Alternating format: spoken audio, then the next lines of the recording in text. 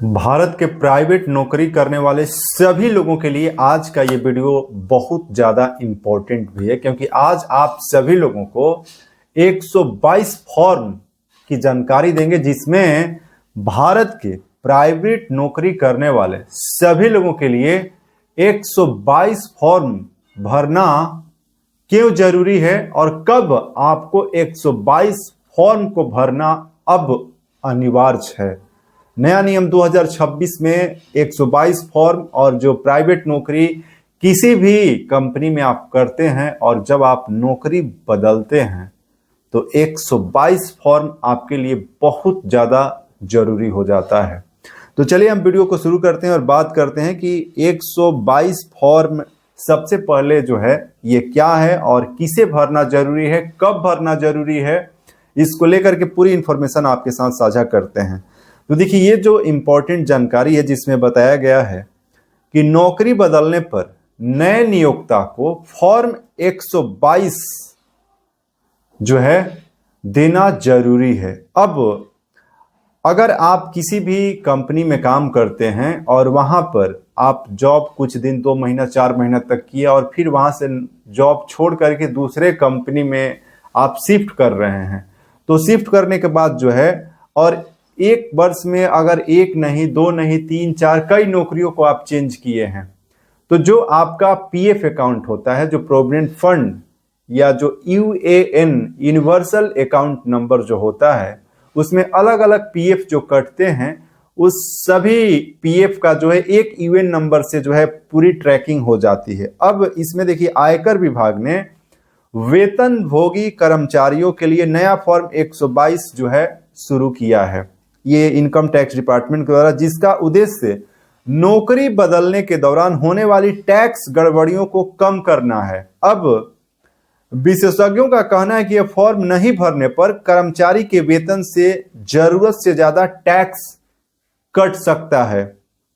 वहीं बाद में रिफंड पाने के लिए महीनों इंतजार भी आपको करना पड़ सकता है। इसीलिए नौकरी बदलने वाले कर्मचारियों के लिए यह फॉर्म बेहद महत्वपूर्ण है।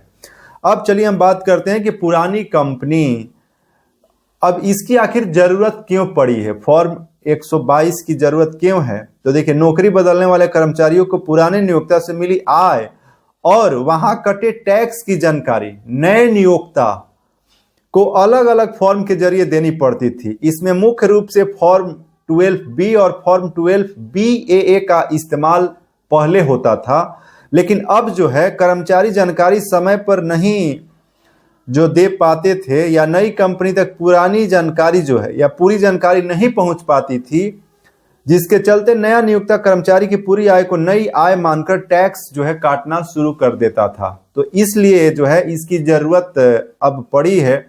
और एक ये जो 122 नया फॉर्म है, ये फॉर्म जो है संयुक्त घोषणा पत्र है, जिसके जरिए कर्मचारी को अपनी पुरानी नौकरी से मिली आय और वहां पर जितने टैक्स कटे हैं, मकान से होने वाले जो नुकसान हैं या बैंक ब्याज जैसी अन्य आय और पहले से कटे जो टीडीएस की जानकारी है या टीसीएस की जानकारी जो है देनी होती है, जिसके बाद जो है इसके आधार पर नया नियोक्ता सही जो टैक्स है उसकी देनदारी तय करते हैं और उसी के अनुसार जो है आपका टैक्स भी कटता है। अब ये भरना क्यों जरूरी है, चलिए इसकी जानकारी आपको दे देते हैं। देखिए, यह फॉर्म कानूनी रूप से अनिवार्य नहीं है, लेकिन विशेषज्ञ इसे बेहद जरूरी मान रहे हैं। और यदि कर्मचारी यह फॉर्म जमा नहीं करता है तो नया नियोक्ता केवल वर्तमान वेतन के आधार पर ही टैक्स को है डिडक्ट करते हैं। अब ऐसी स्थिति में कर्मचारी के वेतन से जरूरत से ज्यादा टैक्स जो है कट जाता है और फिर रिफंड के लिए आपको दावा करना पड़ता है। रिफंड आने में कई महीने का समय भी इसमें लगता है और इसमें यदि कर्मचारी का कुल बकाया टैक्स 10,000 रुपये से अधिक होता है तो एडवांस टैक्स न चुकाने पर जुर्माना भी लग सकता है। वहीं आयकर अधिनियम की धारा 223B और 234C के तहत ब्याज के रूप में वसूला जाता है।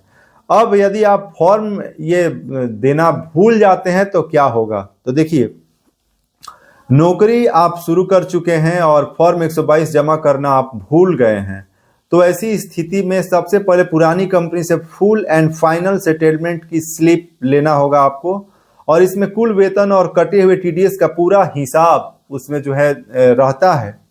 और उसके बाद जो है आयकर रिटर्न भरते समय दोनों कंपनी के फॉर्म 16 को एक साथ जो है आपको रखना है, और कुल आय जो है उसको जोड़ करके आपको देखना है, और क्या टीडीएस उससे कम कटा है ये भी आपको एनालिसिस करना होगा। और यदि हाँ तो रिटर्न दाखिल करने की आखिरी तारीख का इंतजार आपको नहीं करना है, और बकाया राशि को सेल्फ असेसमेंट टैक्स के रूप में तुरंत जमा करना है, और इससे जो है आप मासिक 1% ब्याज से बच सकते हैं। तो ये इंपॉर्टेंट कुछ जानकारी। अब चलिए और कुछ इंपॉर्टेंट जानकारी आपको दे देते हैं, जिसमें नौकरी बदलने के दौरान होने वाली 4 बड़ी गलतियां जो आपको नहीं करना है, जिसमें छूट का दोहरा लाभ जो है। अब इसमें देखिए, स्टैंडर्ड डिडक्शन का लाभ साल में केवल एक बार मिलता है। जानकारी के अभाव में पुरानी और नई दोनों कंपनियां आपको यह छूट दे देती है। रिटर्न भरते समय जब डाटा का मिलान होता है तो करदाता को अचानक 50,000 रुपये उससे अधिक की आय पर अतिरिक्त टैक्स भी देना पड़ सकता है, ये भी आपको ध्यान में रखना है। वहीं टैक्स स्लैब में गलत आकलन, नई कंपनी करदाता को नया कर्मचारी मानकर शुरुआती कर मुक्त सीमा का फायदा जो है दे सकती है, जबकि हकीकत में करदाता या उस सीमा का फायदा पिछली कंपनी से जो है वे प्राप्त कर चुके होते हैं। पुराने फॉर्म 16 को नजरअंदाज जो लोग करते हैं, कई लोग पिछली कंपनी से फॉर्म 16 या वेतन सर्टिफिकेट नहीं लेते हैं, ये सबसे बड़ी भूल है। इसके बिना फॉर्म 122 भरना और सही डाटा देना जो है संभव नहीं है। वहीं निवेश की घोषणा में देरी जो है, 80C या अन्य निवेशों की जानकारी नई कंपनी को समय पर नहीं देने से कर्मचारी का टीडीएस ज्यादा कटने लगता है, जिससे महीने का जो है आपका हाथ आया वेतन जो है इन हैंड सैलरी आपको कम मिलता है। अब इससे फायदा क्या है, चलिए उसकी जानकारी लेते हैं। रिफंड की परेशानी कम होगी, जरूरत से ज्यादा टैक्स नहीं कटेगा, टैक्स योजना आसान हो जाएगा, कर्मचारी पहले से समझ पाएंगे पूरा साल कितना टैक्स देना है। अन्य लाभ जो है इसमें, अगर किसी दूसरी आय पर पहले से टैक्स कट चुका है तो उसका लाभ भी आपको मिल जाएगा।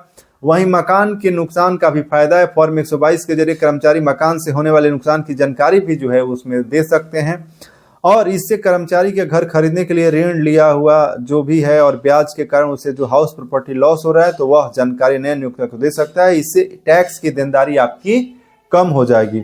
अब किसे भरना होगा ये 122 फॉर्म, ये भी आपको बता दें, जिन्होंने 20 वर्ष के बीच में नौकरी बदली हो, जिन कर्मचारियों की एक से अधिक नौकरी हो, जिनका ब्याज किराया अन्य आय हो, जिन पर पहले से टीडीएस कट चुका हो, जो मकान ऋण के ब्याज का लाभ लेना चाहते हैं, उन्हें जो है ये फॉर्म भरना जरूरी है। अब बात कर लेते हैं कुछ इंपॉर्टेंट जानकारी की। क्या फॉर्म 122 भरना कानूनी अनिवार्य है? तो इसका जवाब नहीं है, ये कानूनी अनिवार्य नहीं है।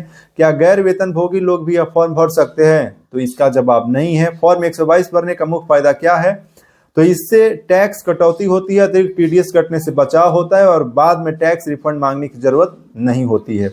122 फॉर्म को कब जमा करने की जरूरत होती है? नियमों में कोई निश्चित समय सीमा नहीं है, लेकिन विशेषज्ञ जो है उनके हिसाब से नौकरी ज्वाइन करने के तुरंत बाद इसे जमा कर देना चाहिए। क्या गृह ऋण लाभ भी इससे लिया जा सकता है? तो इसका जवाब हाँ है। मकान से होने वाले नुकसान यानी गृह ऋण ब्याज का विवरण भी फॉर्म 122 में आप दे सकते हैं। वहीं क्या बैंक ब्याज जैसी अन्य आय भी बतानी होगी? तो इसका जवाब भी हाँ है। वेतन के अलावा अन्य कर योग आय जैसे बैंक ब्याज आदि की जानकारी भी आपको देनी चाहिए। वहीं क्या आयकर रिटर्न के साथ भी यह फॉर्म लगाना होगा? तो नहीं, आयकर रिटर्न के साथ इस फॉर्म को आपको संलग्न नहीं करना है। क्या फॉर्म 122 के हाथ से निकलने वाले वेतन बढ़ सकता है?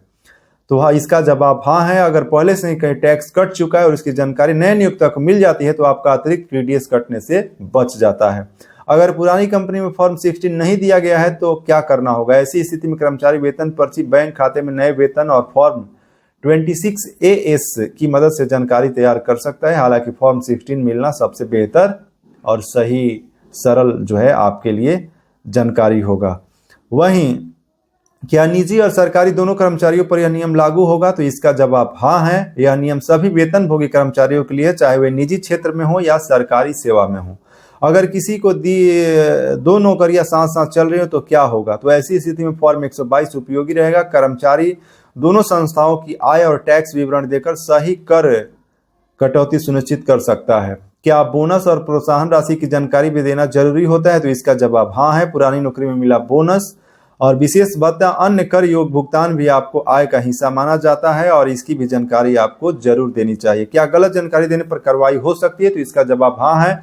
यदि आप जानबूझकर गलत जानकारी दे रहे हैं, आय छिपा रहे हैं या गलत विवरण दे रहे हैं तो आपको आयकर विभाग का नोटिस भी मिल सकता है और अतिरिक्त टैक्स व जुर्माना भी आपके ऊपर लगाया जा सकता है। तो आज की इस वीडियो में जो फॉर्म 122 है, प्राइवेट नौकरी करने वाले सभी लोगों के लिए ये भरना बहुत जरूरी है। जब वे नौकरी 1 वर्ष के भीतर 1, 2, 3 कंपनियों को बार बार बदल रहे हैं तो आपको नई कंपनी में फॉर्म 16 जमा करना और फॉर्म 122 भर करके देना ये जरूरी है। अभी आप रवि शंकर तिवारी को रवि तिवारी बैंकिंग चैनल पर देख रहे थे। चैनल पर पहली बार जुड़े हैं तो सब्सक्राइब कर लीजिएगा, वीडियो को लाइक कीजिएगा और इससे जरूरी कोई सवाल या सुझाव है तो कमेंट बॉक्स में टाइप कर सकते हैं। आज की इस वीडियो में बस इतना ही। जय हिंद।